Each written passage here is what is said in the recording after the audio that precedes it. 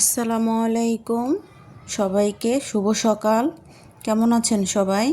আশা করি আল্লাহর রহমতে সবাই ভালো আছেন। আমিও ভালো আছি আলহামদুলিল্লাহ, আমার ছোট্ট পরিবারটা নিয়ে। তো সকাল সকাল ঘুম থেকে উঠে একটু বাহিরে গিয়েছিলাম, খুবই ভালো লেগেছে। তাই সকালে আবার যেহেতু নাস্তা বানাতে হবে, কিচেনে চলে এসেছি।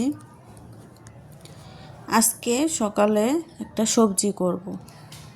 পেঁপে, মিষ্টি কুমড়া, টমেটো দিয়ে একটা সবজি করব, সাথে পরোটা বানাবো।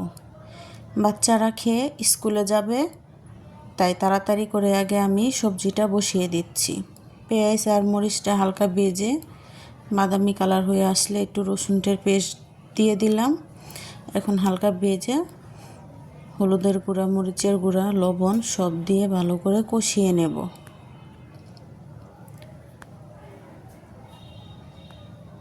পরোটার সাথে সবজি খেতে মন্দ লাগবে না, তাই না?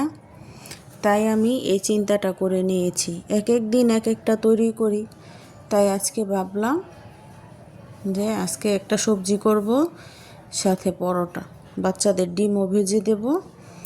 তাই এই তো, যে বাবা সেই কাজ। অফ ক্যামেরায় আমি এগুলো কেটে নিয়েছি। এখন ভালো করে আমি সবজিটা কষিয়ে নেব।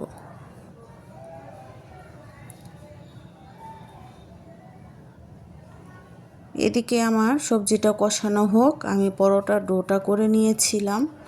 অফ ক্যামেরায় পরোটাও তৈরি করে নিয়েছি। তাই তো তরকারিটা একপাশে কষতে দিয়েছি, আর পরোটাটা একে একে ভেজে নেব।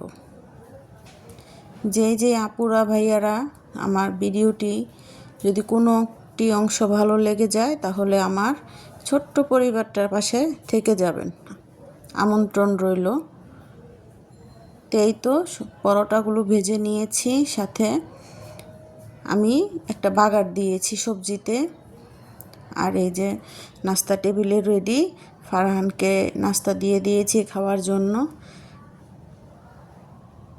আমার ভিডিওটি যদি ভালো লেগে যায়, অবশ্যই একটি লাইক, কমেন্ট, সাবস্ক্রাইব করে আমার পাশে থাকবেন।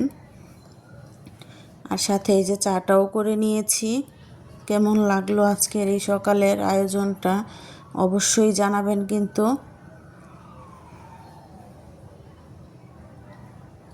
একে একে আমি ঘরটাও গুছিয়ে নিয়েছি। পরে দুপুরের রান্নার আয়োজন করব।